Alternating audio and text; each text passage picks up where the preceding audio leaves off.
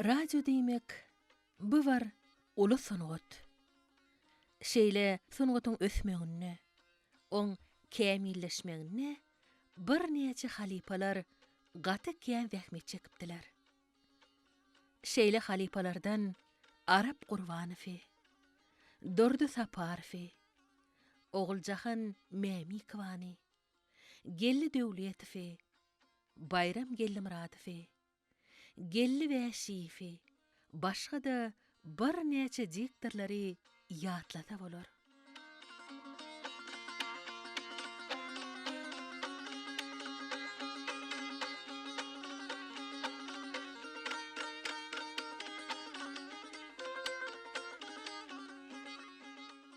Kepeul aýdy şalem etdi.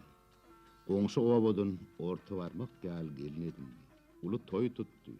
Oglum bilen gelinim gülüşip oýnaşyp ýaşasynlar, çekinip ýörmesinler diýip, edil öz öýüniň gapdylyndan ogluny alty ganat agy tutdy.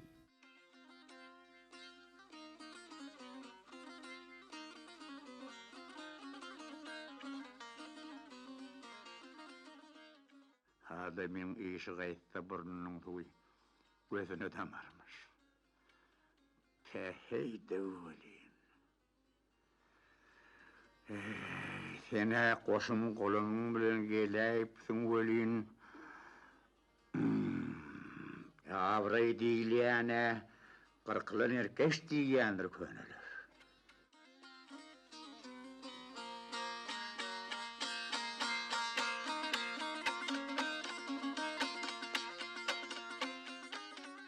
Orta mektebi guturoli epesli wagt geçäpdir. Hasap edip görse 30 ýyly ýetip barýar. Elhepus wagt diýilen zadyň beýle çalt geçäşini. Pudun gününe Ussatlaryň himmeti ýap-ýaňy bolup geçen ýaly.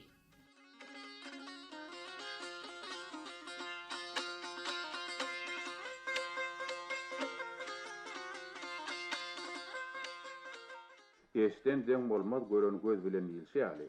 Menem barap öz gözüm bilen görüp eşitmek makul bildim.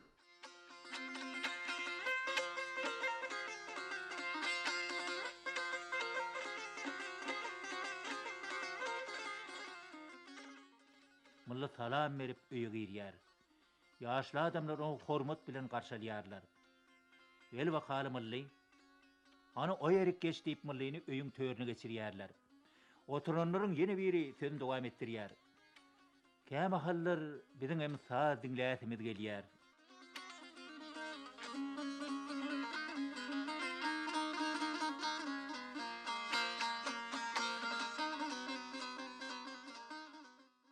Bir gün hally başy aýdym edip märeke edil berip, ol oglanjyk bilen iki çak galdy. Şonu başy ol oglanjygyň taryna hakyp goýberdi. Aha oglum, şu öýe girip çykyp ýöreniň bäri epesi wagt boldy göri, men äten adyňa moňly bilemek. Baýagam dutary çalyşyny daşardan dinledim.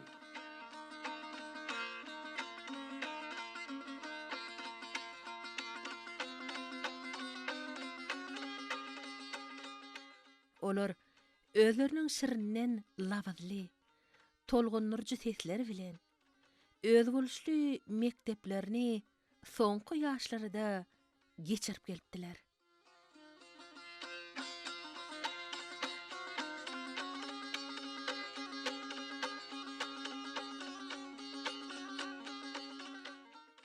Mektepde okuýarkak esasy dinlenýän adam radio gece günni anlanıp duran bir tanış sesler boldy. Arasynda da şol seper zatlarym okulýar, goşgular okulýar, ýa-da hekaýeler okulýar, ýa-da radio oýunlarym berilýär.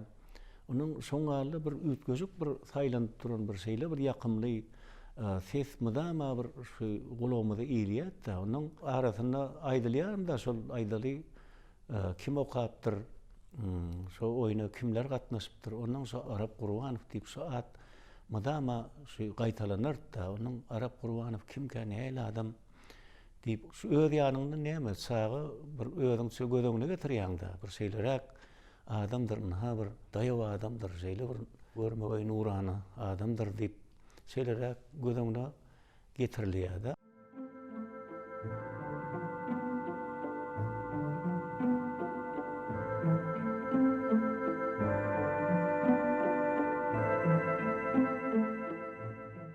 Zehini yazıcılığın biri Arap Gurbanow 1927-nji ýylyň 3-nji maýyna Aşgabat şäherine dowulýar. Ýaşlykda enata mehrinden jyda düşüp, durmuşyň agyr synaglaryna sezewar bolýar. Durmuşy söýgü, ýagty geljek umyt, ýaşajyk Arapda ýaşaýşa bolan höwüs ýörýär. Ýaşam bolsa, ýagdaýy düşünen Arap, Aşgabatyň mollumçylyk mektebine okumagyny wagtlaýynça bes edip, türkmen radiosyna işe ýerýär. Geljeki ýazyjyň ýakymly sesi 1943-nji ýylda, ýagny 16 ýaşynda, urşuň gazaply ýyllaryna radioda ýanlanyp başlaýar.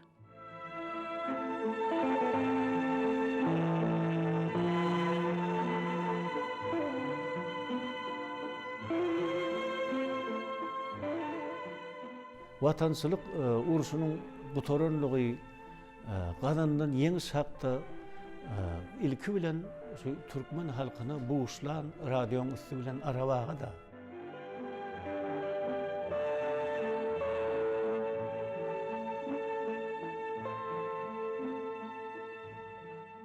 Şu 70-nji ýyllaryň başlarynda okuwa girdik türkmen dili edebiýaty bölümine.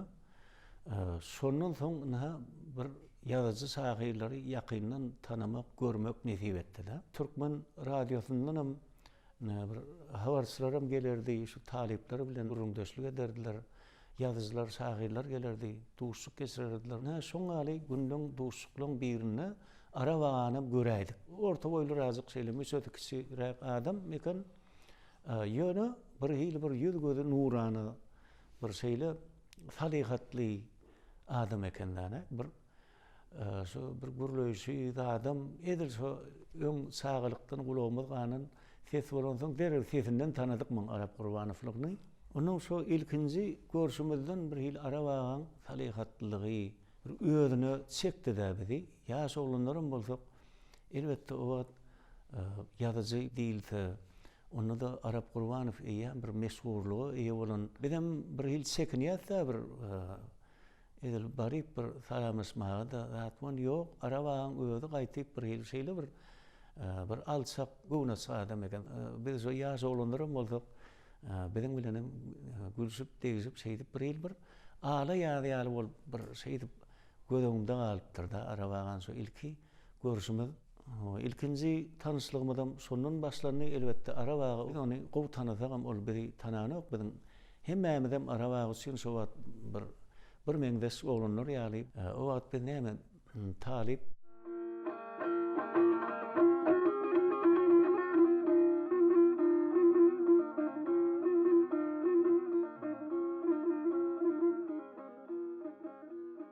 Tepeul aýdy şalem etdi. Goňşy owadan orta barmak gal gelin edildi. Uly toy tutdy. Oglum bilen gelinim gülüşip oýnaşyp ýaşasynlar, çekinip ýörmesinler diýip, edil öz öýüniň gapdylyndan ogluny alty ganat agy tutdy. Şol öýüň gelim gidimi egilmeýärdi. Olary bir öýe ýuwuň çalýan şirin mukamlary hoşgulu mahmul owady maýryp getirýärdi. Ýuwunyň gelini gözel, gelenleri hılmat edip yetişi bilen okdy.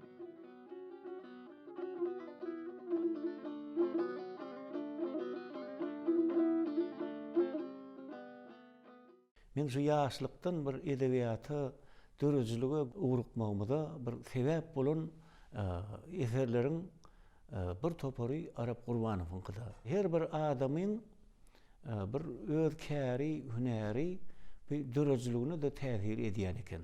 Görüp otursak da.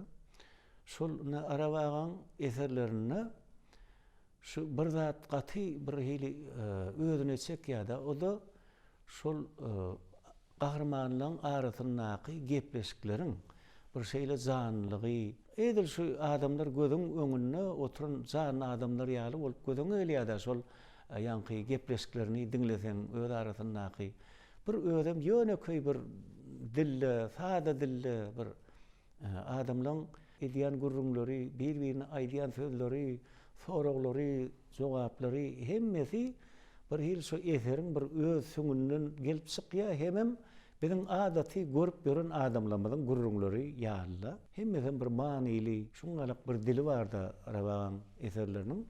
Onuň Ussatlar görüp otursak, şol Arabagyň şu bütün ömrüni Türkmen radiosyna işländiginden hem gelip çykýan eken. Sebäbi o taýda näme?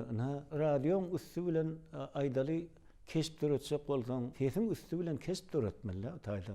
Okuyucu däli dinleyici bolýar-da aýýan. Şo dinleyijiler sesim üstü bilen şo eserde bolup geçýän wakalary, şo taýdaky şo eserin gahrmanlarynyň häsiýetlerini, şolaryň pikir hyýallaryny, arzularyny hemme zadyny şo sesim üstü bilen almalylar. Şo meselede de Arabaga gaty ussat eken. Ejem bolýan taamyny boýnuma tutdy. Eje handyrdy. Senin yanında değil mi? Yok. Men yanına çıkıp gidipdir. Ay onu Gülnarlara gidendir. Gülnarlara? Onun var mı darı Gülnar? O da durtsan deyip ölüp öçüp barýar. Onu Gülnar tapsa başga adam gerekken. O näýdi? Sana gulak atýandyr ahry. Haçana sen olgydy onun ýanyna alyp oturdun. Bize şol gydyň ihlasına hayran oldum. Bir durdu canım del. Şu öýdi ölüp öçüp barýar. Senin eşiklerin kim ýandyrýar diýersin? Büdürlü dümen naharları kim bişini yandırıyor diyerdim. Lagar düşün inen duruyor diyen mi? Görüp durursun ha. Otursam kalmam hal. Bari şonun işi. Huday horlamacak bolsa katı ansat bor okşayan. Gülnar akşam bizde yattı mı? Akşam niren uzunu. Sen gidelin meri. Şol durdu canı bağrına basıp yatır. Durdu canım indi halis onu ömrünüptür. Kucağımda kuzu yalsak mimrep yatır. Sarsan o. Gülnar yanından gideydi voli dirri oyun yar. Dindirvem mololok. Gürgülüğünü giyece turdu öylerinden alıp kaydiyan.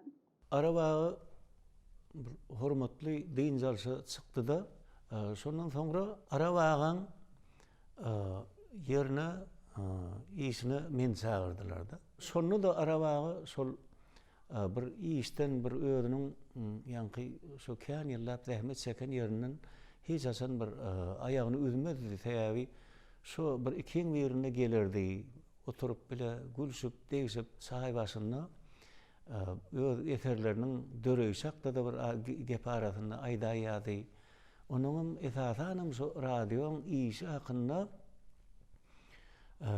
kän gurrunlar şolakda bolupdy. Sebäbi Arabagyň gurrunlarynyň den ýarty dörejlik hakda bolsa, den ýarsam şu radioň işi hakynda da. Arabagyň eserleriniň bir häsiýetli aýratynlyk diýýär şol. Baş gahrmanyň adyny goýýatda öz eserine. Gülnarym şeýle şu baş gahrman Gülnar otsa da şeýle türkmençilikde bir adam adyny gysgaldyrak gürlemek häsiýetem bar da bir o ýerlerine adynyň özem eserin baş gahrmanyň häsiýetini görkezýär da.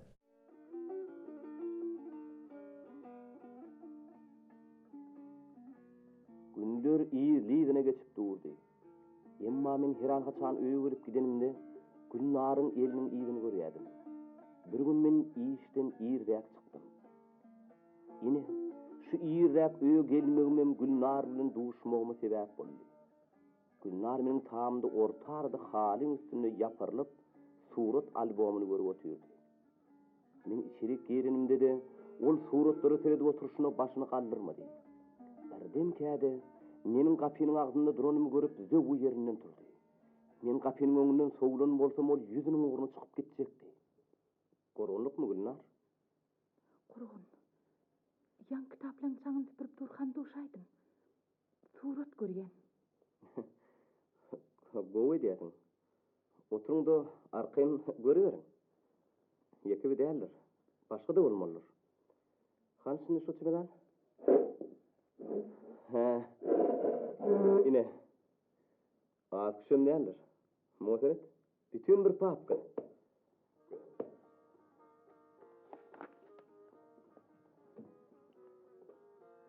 Gülnar öňkü ýerine oturup surat görmäge oturdy. Onuň şeýle ýogyn, berdaşlyk goşarlary bardyr öýdüp kellämede gelmedi.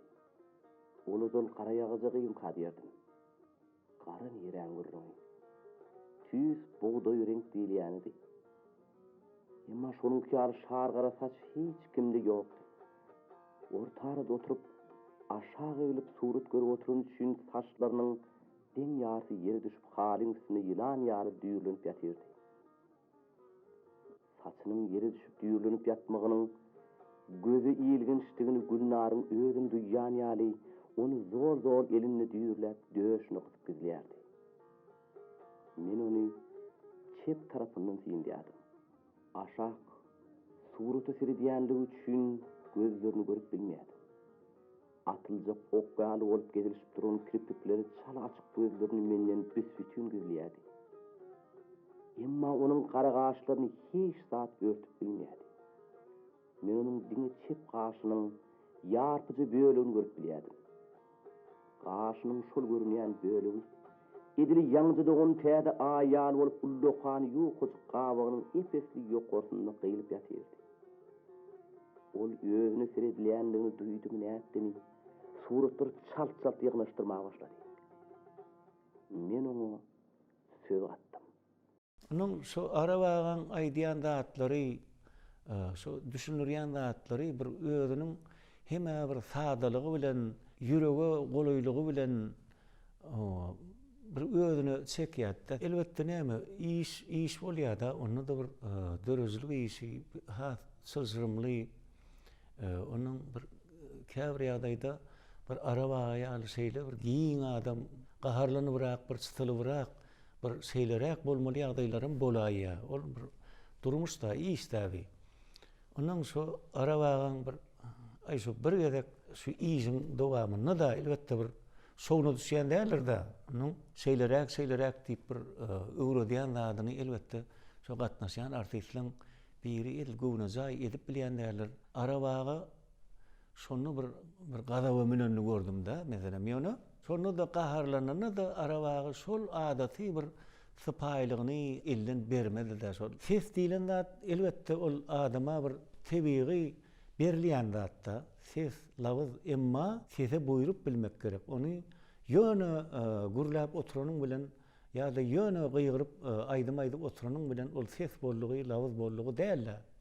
Ses diýilen zady şu aýdylýan sözleriň hersine bir ütgeşik bir basym, ütgeşik bir many bermek üçin nirede onu pesrek, nirede gatarak, nirede de bir has bir hili bir lawazlarak, nirede çaltrakdan, nirede hayalrakdan şu zatlary arabaga ýaly halipalar olar, gaty ussatlar da olar, olaryň edişi, ol sesine buýrup bilşi, ol ýöne nusgalykda.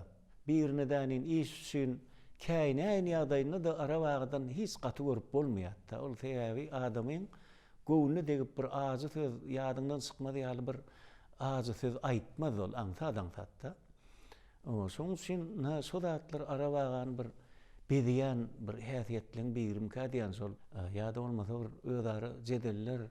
Bu zatlar hemmesi işiň hatyrasyna, işiň bähwidine edilýän zatlar. Onuň şu arabagada şonu şey diýip düşünürýär-de.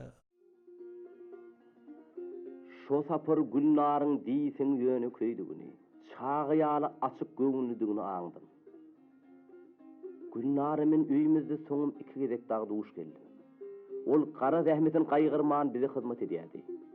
Soň waka izim o edil öz goly bir zady ýaly izlidine ýumuş uýurmaga başlady. Gülnar ejimiň ol ýumuşlaryny uly höwes bilen ýerine ýetirýärdi. Men bu ýagdaýa daşyndan bir hili bolýardym. Senin edilip durulsa da birini halis eýerläp binämelläl ahyryn. Ite de bir uýat ýaşy diýip içime geplerýärdim. Bir gün mazaly garaňky atdyşyny ejemiň bir zady hüngürde bedirli şakydadyp ýörenini gördüm. Gülnara! Öýde boğul öýler ýaly suw ýok. Näme nergece? Hiýbi bu töwerekden bir iki medre suw tapyp bolmazmyka? Ana gitmeýär nergece ýadyr. Akeýim. Sen öz işiňden boluber. Ejem aýtsa aýdyp oturandyr. Suw özümiz getireýär. Hani bedren bäri gylay. Suw özüm gitdim. Ejem şol akşam öýü köläp meniň bilen görleşmedi. Ertesi öýüň ähli işini ejem kimretdik. 2 gün geçti, 3 gün geçti, 4 gün geçti, Gülnar kara vermedi. Ahir men çydap bilmän ejime sowal berdim. Eje, durdu Gülnar ýatlanokmy? Çağanyň ýüreginde galdy da. Odala ejesini küýtäp ýandy bıçak. Her günün aýalyny ejesdirýär ýörürdi. Indem ene bu seniň etmem. Gülnar ürküden gününden näri çağanyň göz ýaş kepäne. Gözü sıpınlığı şoluru tarıp yumluğayya. Çağı iköyün arasında germez atan boldular. Bir gidişine gitti. Oğlum o adam oldu.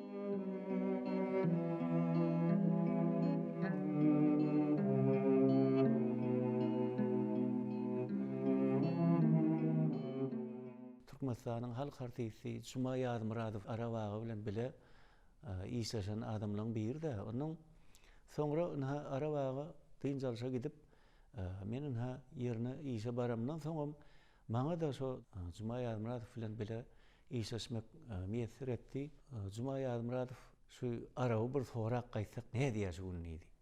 Anajyk diýdi, ýaraw sorak diýip kulağıma degdi ony. Bir halyny soramaga öýlerine bardyk. Arawagyň almaly jaý biziň netibämizde düşdi de. Onun Arawagyň öýlerine bardyk. Şeýle oturýarken onun bir saýbasyna barandan Arap diýdi, şu oglan tanýanmy diýdi onun. Öýde bir görýän ýüzüm diýip onun diýdi, tanamaýan bolsaň onu diýdi men aýdaýyn.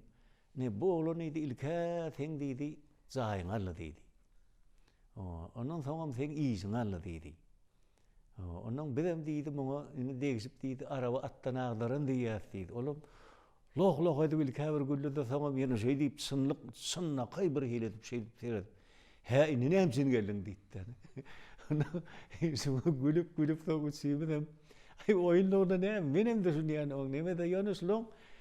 Şu öz arasynda ýöne köý gurrunlaryň bir hili soňalyk degişme näme öwrüp bilişlerini aýdýanda durun ýerine onun ay menem bir ýaş oglan bir iki da halypag ýaryny gadarlyp ýygyrlyp otyrna näme diýjek güljegmen bilem ok näme diýjek. Na şeýde birak bar bulan bir şo işde de soňalla bular. İşde de ýöne oturup bir şeýdip bir doň oturan adamlar däli bar. Şu zanly boluşlar da şo durmuşdaky boluşlar ýa-da işleýişlerim soňaly. Öýdarlary derrew şu duran ýerine bir zatlar tapyşdyryp radio oýun etip oturan boldular. Şu barýa bir topar zatlar tapyşdyrýarlar da hiç gelmejek zatlar da. Ne soňaly bulan işleýişleri algaty ütgeşikdi da.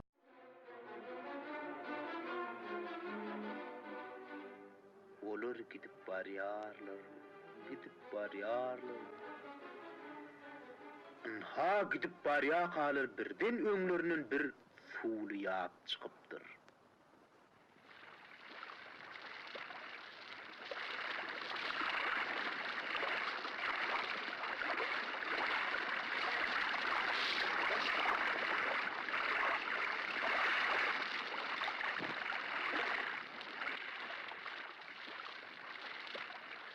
Olar öýdarlaryny mahkatlaşýarlardy. Ýapdyn döküşmeşekki, dökmekde ýyda galany iýmeşege diýerler. Büyüncük, ilkiden döker. Kuma sen dökünü gidin dökün. Korktunuz mu? Yine korkuluk. Dökmen ne? Yine dökerim. Hop!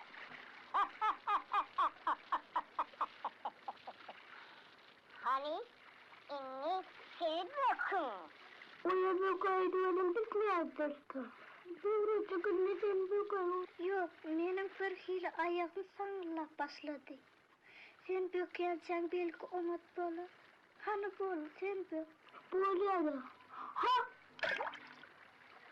Dağlıcık bağdalıpdın duyun. Ayırcığı suwa degeydi. Şeýilde ursa sagaman özüni ýabın aňyrtyn atdy.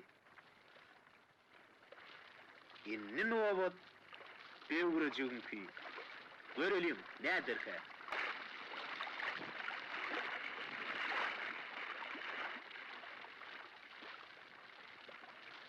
Dağlıcık, ay dağlıcık, elimi uzatayda men bökmän korkuýarym.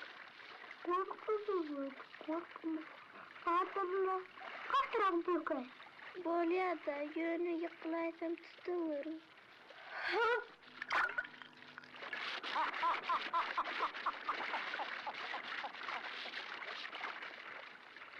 Bewrejik her näçe janetde ýabın aňyrgyrysyny böküp bilmedi. Ol jilpilläp soň ortasyna düşdi. Ha on soň edilen şerte göre hem de böwünçük olardan ekawrak bolan soň dağlıjyk bilen böwrejigin ikisinin lak atdy da getiberdi. Çağa döwrümüz bir şu ara bagan özüniň ýörüýti taýyndan öz alyp baran radio oýunlarynyň biri ýadyma düşýär. Şu böwünçükde. Böwünçük ol belli näme türkmen erteksi. Onu hemmämedem çağlykdan bilýär. Ol kitapdan okumak bir başga, onuň ýanky ýaly ara baga aýaly Ussatlaryň, halypalaryň sesi bilen edilen radio oýuny dinlemek ol bir başgada. Şu oýuna ses beren belli meşhur halypa artistler Ussatlar, Dursaparow, Murat Niýazow hersiniň bir sesi oýunçy aýratyn bir gahrman gözeňe gelip durda. Şo wagtyň özünde de alyp barjak munna Arap Gurbanowyň ara baganyň sesi ulam saýlanıp durda. Şoň sesi beýleki sesleriň hemmesini urup durýar.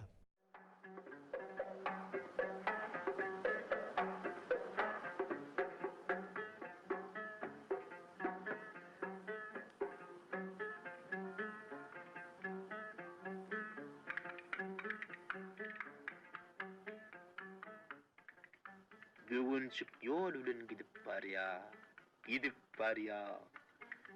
Bir görseňiz bir garg otyr.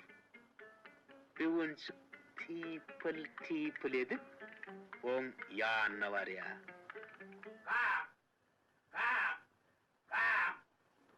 Karıcık, ay karıcık, seni iyayayım mı? Dap. Sen meni iyicek bolsaň, şunkun bilen gazyny çakaryn. Dap.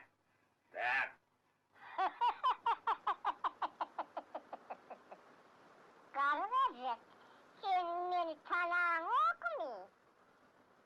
Tak ettim, dağlarıydım, tök ettim, dövreviydim. Seni dağı imen yanıcık.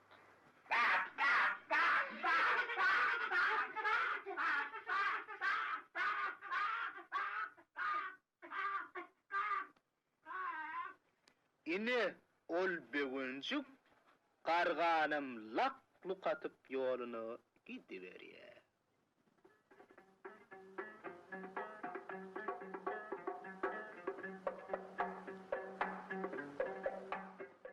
Ni şoň üstü bilenem tutuş bir kiçijik bir erteki ullakan bir eseri öwürläýär da şeýdip bir aýdýana edil şu sahnada görüp oturan ýaly diýerler da.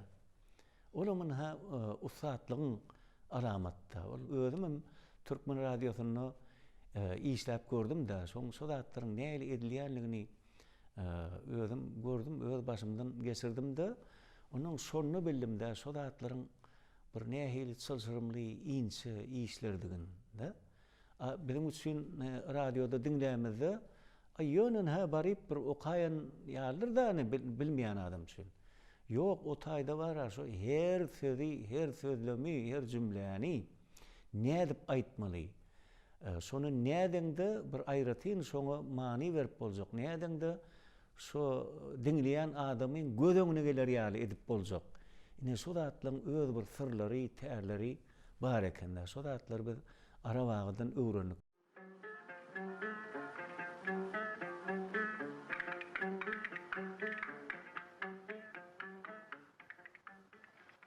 bu sapır bögünçük uzak gitmeli bolmady. Oň öňünden eşeklice garry baba çykýar.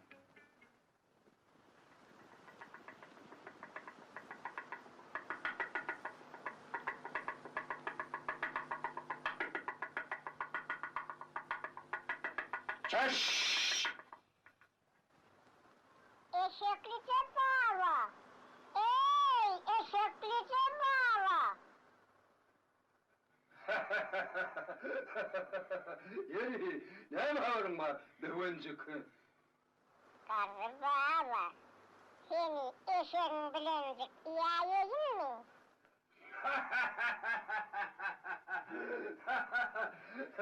Sen beni yiyecek buldun, eşek tayağımla ururdu, karnını yarayın.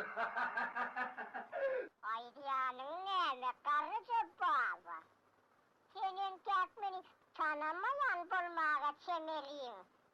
Tak tak ettim, dağlar idim. Pök pök ettim, dövrer idim. Kağılla oturan kargan idim. Sen karıcı baban imen nemecik. Dur! Dur ay sana! Dur! Dünya yeter bögünçük. Ul garryjy babanım eşigi dadyryn lak luk atağıdan yolunu yerk yataydı.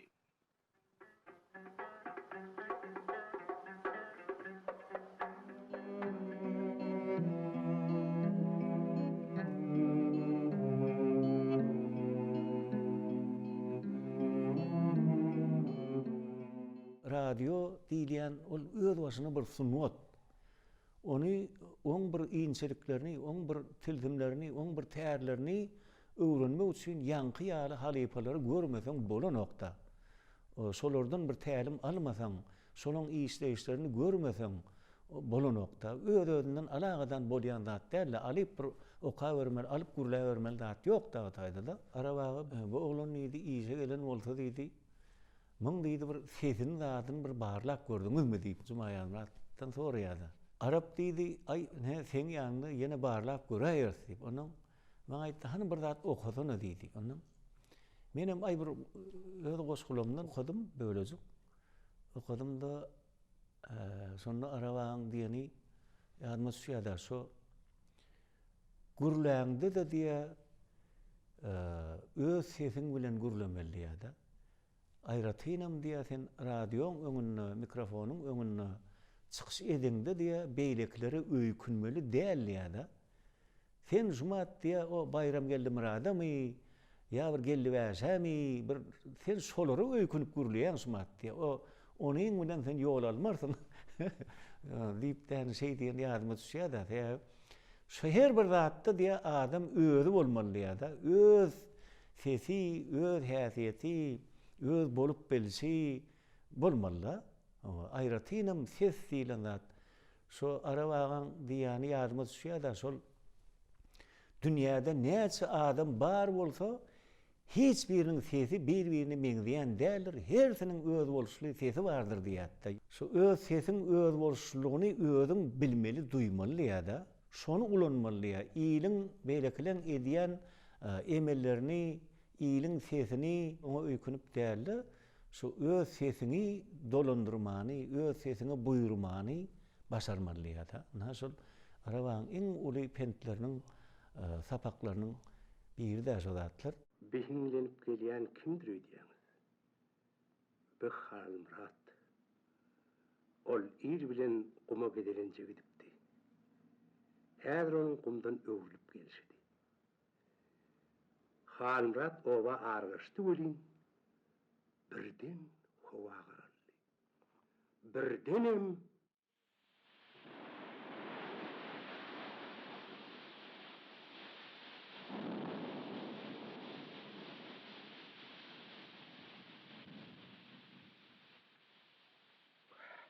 Vay bu. Ölen seveldi.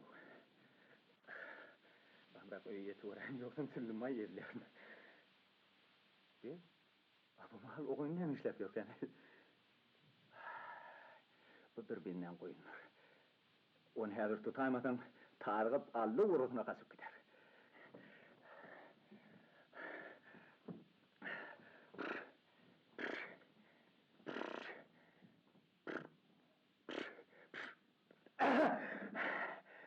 Ahır tuttum o. Bu alga gelen kıyıkım yani. Abi! Bu koyun sizin kimi? Bizimkili. Çıkıp kaydı veriptir. Şey deyden öyle. Yaşını da değil mi olsun? Şuna tutup onu oraydınız. Yıpınma mı? Vah, Almanlarına. Şeyle mi? Onu alıp olsa ne mi deyden öyle? Bu sana baş atmaz. Hani bana üyünüzü korkuz? Hol. Tevütlükten geçince yerinde. Gök kapılı olur. Şeyle mi? Hani yürüm anna korkadın, yürüm. Şükür bagşy Seper filmini hemmeler bilýändir. Ol biziň iň bir meşhur kinolarymyzyň biri. Şonu da arabagan ses bar da, şol kinoň dowamyna okulýan goşgularda. Şol bir hili kino aýratyn bir ütgeşik, bir hili bir öwüşgün berýärde, ütgeşik bir hili many berýärde. Şonuň görüp otursak okan arabagan özi eken.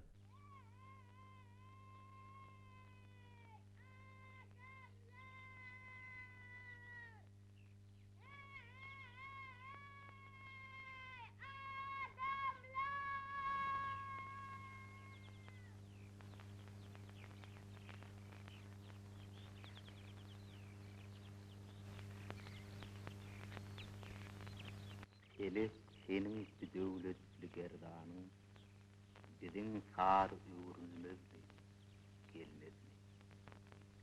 Läşin yeri sallın niçe merdanın zemin intap edemedi mi, dolmadı mı? Maktım oluyor. Ötün nesillerin yadigarlığı. 1871 yıl. Şükür bagşatlı tarih.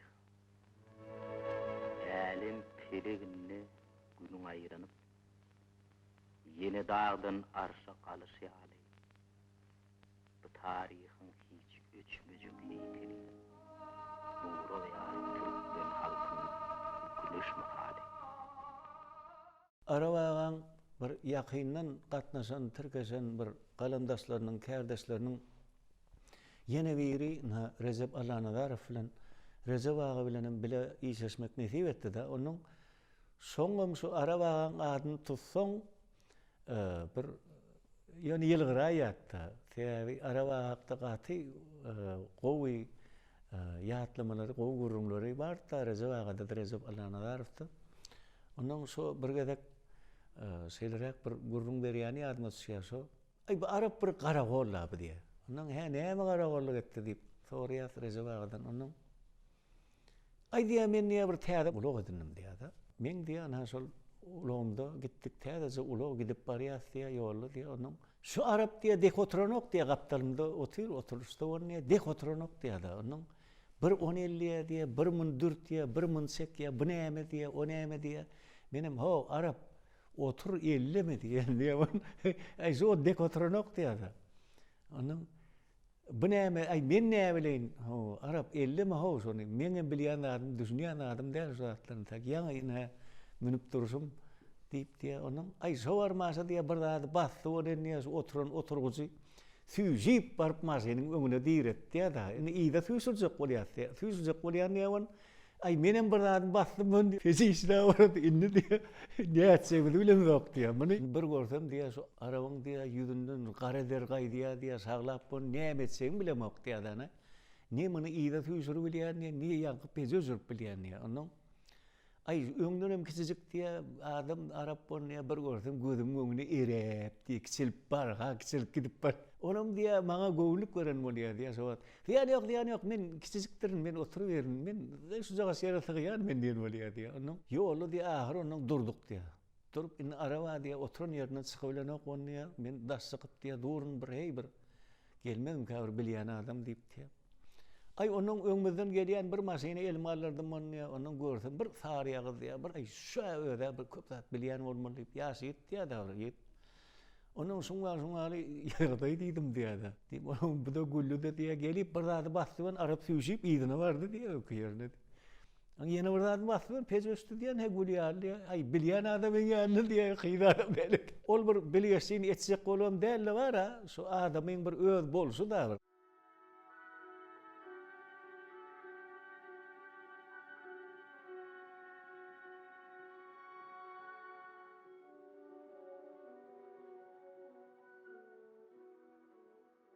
Halmuradyň ejesi Akpultan bilen Aşragy ikisi öýde öz oglary hakda gürrüň edýärdiler. Kakasy? Soňky wagtlar ogluňa sen edýärmi? Hawa sen edýär. Mene şonuň öýe haçan gelip gidýändi, haçan iý bitýän bilýän däldir. Bu bolup ýörşünde işine näil ýetişýär. Bugün eme öýde ýok. Hudaý bilsin inne haçan gelir. Wah kakasy. Gelip ýören ýerine bir iý bitýärmik? Ay men ne bileyim. Iý bitme näme işledin? Iý bitýän bolsa şeýdip gün-günden era wakyp barmaz ahyry. Ay o kakasy. Onun özüm bir sorap görsene. Bir köylükde osmokladyp soran boldum. Maňa aýtan zat bolmady. Ay o kakasy. Ýa-da otyky öýlendirmänimize gahar edip ýören bolmadyn? Bilçem der. Urmady derrew sorap gör. Ýekedi kirarmyzy öz elimiz bilen horlap ýören bolmaly. Şu arawaň kitaplary, ýazan eserleri, ol bir hiç biri ýatdan çykmazak eserler da olur. Onun şonu häli şunu üçin biziň häzirki döwrümizde da şu berkarar döwletimiň bagtyarlyk döwründe de arawaň eserleri entegem öz gymmatyny ýitirenek, ähmiýetini ýitirenek. Şu adam okasaň bara şular bir täze eser okan ýaly. Ana şu Dünýä Edebiýaty jurnalynyň hormatly prezidentimiň tagalaty bilen açylan bir şu oňat jurnalyň bir şeýle däwi barda şol türkmen nusgawy edebiýatynyň bir iň gowy eserlerini 4 dilde şu jurnalyň çap etmegi barda. Şu jurnaly Dünýä Edebiýat jurnalyna geçen ýyl arawagan bir hikayatyny çap etdiler de. Bahar Gül Açanna diýip bir meşhur hikayaty bar. Şu hikayada şu arawagan ýazyjy hökmündäki aýratynlyklarynyň ähleti şunu jemlenen bir gysgaraçyk hikaye bu. Uly gowrumly eserem däl. Aslynda da arawagy bir kän uly eserler, uly gowrumly eserler dälle şu kiçik gowrumdaky eserler bilen tanyldy da. Şoň bilen meşhurlyk kazandy da. Ýöne şolaň her biri bir giden uly gowrumly esere degen hikayeler. Şolaň bir şu Bahar Gül Açanna diýip şu Dünýä Edebiýat jurnalynyň geçen ýyl çap eden hikayaty özüm ors dilini, ingliz dilini, türk dilini, türkmen dilini 4 dilde çap edilen eserde. Şuň özü nämen aňlady şu arawagan eserleriniň bir diňe türkmen okuyucusu üçinem däli beýlek dillerde okuyan adamlar üçinem arawagan eserleriniň şeýle gymmatynyň barlygyny aňlady ýa-da şol. Şu ata bilen agtyň arasynda gidýär-de wakaşdaýdy, bolup geçýär-de köprek okuw tamamlayan ýaş hünärmenleri şu owa ýerlerine çekmek. Ýaşlaryň arasynda da bir elbetde bolaýandyr şähere has gowun beripdäni, şäherde galasy gelýär. Şäherde işläse, şäherde ýaşasy gelýär. Onuň şol ýaşlyň bir agtygy şol şoňarak bir höwes bilen şäherde galaýar. Ahir onuň bir gün gelýär bolenim. Gelýär-de ata diýär men okumak oturdum men ýene ýygyma gitsek diýär. Şo taýda her ýyl şol ýaşlyň bir ekýän gülleri bar da berkelagan. Şu her yıl ilkinci şol açılan gülüm şu agtacağını çağırıp Akmuratsan oğlum ne gülün açılıptır deyip iyiden şonu buğuşlap gülünüm şonu berip şey diýen ekenden Akmuratsan niye bolýawyn gülüňeme açılıptır diýär. Gördüňmi şonu diýär. Oğlum üns beren däldir-de görýäwin şol sağlygyna hyýaly gül parlap açılıp durda gyzyl gülle şeýdipde. Bägül. Onun ähli ýaşlyk sağlygy ýadyna düşüp bir şeyli bir hili bir täzir edýär. Duran ýerine doňqala ýa-da. Iň soňunda da onun atam bagysla diýär. Bagysla diýär, men hiç ýerki çekerliýär.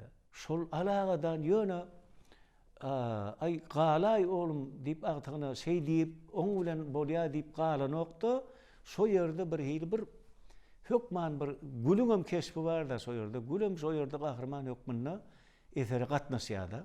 Ana şoňa ýazyjy Arabagada.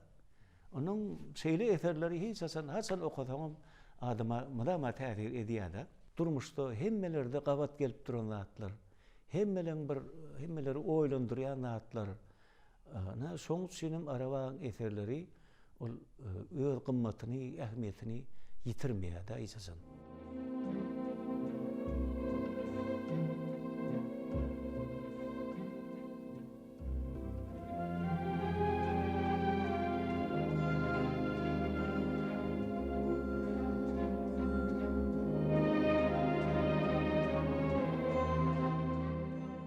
Hormatly prezidentimiz, gahrman arkadağımız, näşe Arap Gurbanow ýaly halifalarymyza, ussatlarymyza uly hormat sarpa goýup şolaryň bir hormatyny, mertebesini hazan beýgeldi ýa-da. Şolary bir ýatlap şu ýaş nesildin bir hakydatyny täzeden janlandyrmagy, şu giň mümkinçilikler döredýär gahrman arkadağımız. Hormatly prezidentimiziň jany sag bolsun, ömrü uzak bolsun. Belent başa aman bolsun, ähli döwletli tutumly işleriniň hemmesi mudama rowaj aldyn.